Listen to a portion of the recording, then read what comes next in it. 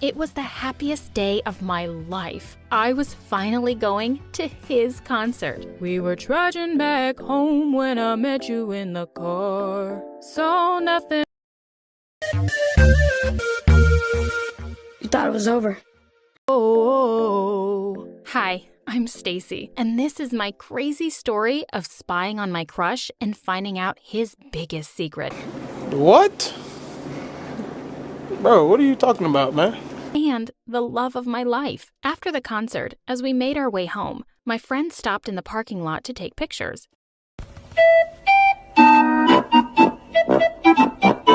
Hey, get off! That's Russell's car. I noticed she'd left a speck of dust on it, and I started to clean it off. Oh gosh, Stacy, get a life. It's not like he'll ever notice you. I turned around to see Maya, the school queen bee, looking down on me.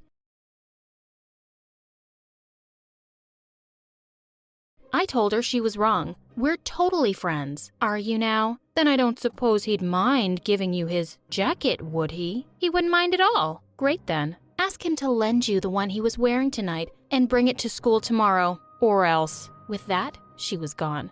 Oh no. What was I going to do? Stupid, stupid, stupid.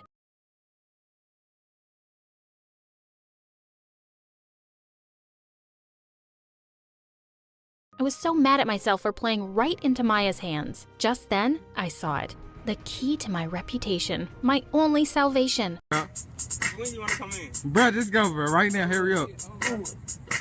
Hold on, do it. Yeah. Oh my God.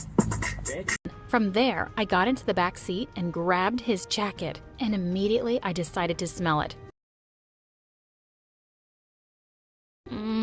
It smelled just as I imagined, like expensive cologne and aftershave. I am disgusted. I couldn't believe I was in the back seat of Russell's car. I would tell our grandkids about it. Just then, the car beeped. Horrified, I looked outside the window and saw Russell heading towards me. I had to hide. He was too close for me to get out. I had no other option but to crouch down and pray he would just take something and leave. To my utter horror, though, he got into the car and started to drive. Oh no. I was sure I would get caught now. Just as I was thinking of letting him know I was in his car, he got a phone call. Hey baby, I'm on my way to pick you up. Can't wait to spend the weekend with you. I felt my heart drop. Oh my God! Wow! Russell had a girlfriend. I should have known. Someone so perfect couldn't possibly be single. From the conversation, I learned he was going to a cabin just outside of town with his girlfriend to spend the weekend. Then something even worse happened. Russell put on some music and started singing. That voice was not Russell's. Well, it was Russell's, but it wasn't his onstage voice. His onstage voice sounded like all the angels had come together to throw a rockin' party. This sounded like a walrus dying and giving birth at the same time. While I was still reeling from the discovery that Russell was nothing but a catfish, he received another call. This time, he didn't answer immediately and held his breath. I could tell, even from my hiding place, that he was tense. When he finally answered, the voice at the other end sounded robotic. You got my money? The turnout at the last event wasn't as big as I'd expected. I'm a little short. I need some time to figure it out. You have until Tuesday. In the back seat, I was freaking out. I'd only wanted a stupid jacket. I did not want to know my future husband was a catfish who couldn't sing to save his own life, and he was involved with criminals. Finally, Russell started slowing down and pulled the car to a stop. Thank God. Maybe he'd leave and I could get out. Just then, he reached over to the back seat to get his jacket and jumped when he touched me instead. Not quite the electric moment I'd imagined our first touch to be. Who the hell are you, and what are you doing in my car? Before I could even say a word, he glared at me. Stay down and don't even breathe. The car door opened and his disgustingly gorgeous girlfriend hopped in. Then he started making out with her. This was just getting better and better. Can I live? Can I live? Finally, we reached the cabin. I was thrilled when they got out, but my problems weren't over. Just as they got out of the car, someone else got inside the car. The person started singing along to the songs that had been playing before, and I almost passed out. It was an angel's voice. This was Russell's onstage voice. Who was this guy? Oh God, cramp in my leg. I let out a small scream and the car came to a screeching stop. Who are you? Why are you in my car? How many cute boys were going to ask me that today? This is so humiliating! And boy, this one was a hunk. I'm from Russell's school. This is all just a mistake, okay? Please don't tell anyone. He looked a bit worried. You heard me, didn't you? I won't tell anyone. I just want to go home. He nodded slowly and started driving again. We got to the cabin. He got out, and I waited for a minute before opening the door. As soon as I stepped out, I was pushed to the ground. Glaring down at me was Russell. But you did this for what? Why not? Why? Why not?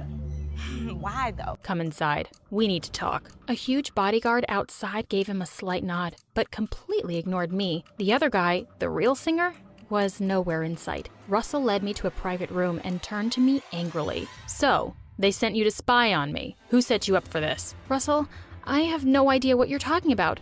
I wasn't spying on you.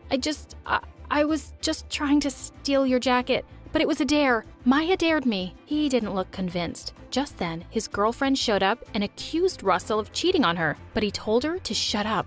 What's wrong with you? What's wrong with you? What's wrong with you? What's wrong with you? She just stared at him in shock. Which one of you is involved in this? I need to know right away. I'm sick of this drama. She looked just as confused as I felt, but Russell locked the door. He said nobody was leaving the cabin until he knew who was blackmailing him. I told him I didn't know anything and begged him to let me go because my parents would be worried by now. His girlfriend started crying and asking him what was wrong. Then she turned to me. You witch, what have you done to him? He's never talked to me this way before. Just then, the door flew open and a man walked in. What's going on here? Russell jumped. Dad, it might be one of these girls. His dad quickly interrupted him and laughed. You didn't tell me we had guests over? I'll have arrangements made for them. He ordered the butler to have rooms set up for us for the night since it was too late to go back. A while later, while we were having dinner, Russell kept staring daggers at me. Apparently, he no longer doubted his girlfriend because she kept giggling and blowing kisses at him. Dumb bimbo.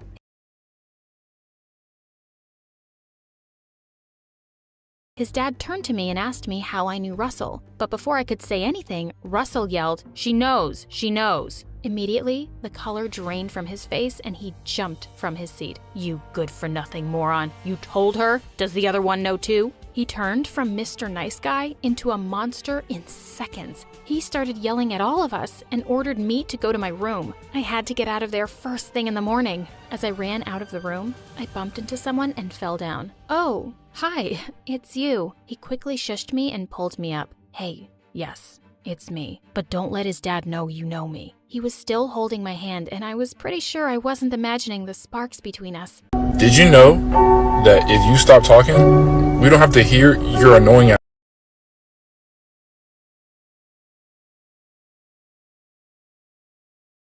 After that, things settled down pretty quickly. Russell gave up singing and picked up what he really liked doing, fixing cars. Russell's sister finally gave up her dreams of marrying Aaron, even though it took a while. Thankfully, everyone kind of forgave Aaron's dad. Aaron himself stopped taking Russell's money and started singing in small cafes, and he was gathering a following of his own.